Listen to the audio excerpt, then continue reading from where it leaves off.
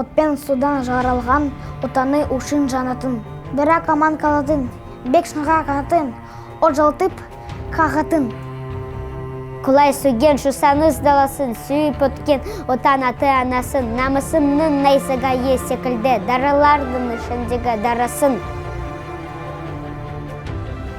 Соғыс шындық, жыныс шындық, ерлік шындық, ендеше ерлік жасау мүмкін емес, ер еліне сенбесе. Көп жасағынан сұрама, көпті көргенін сұра деген.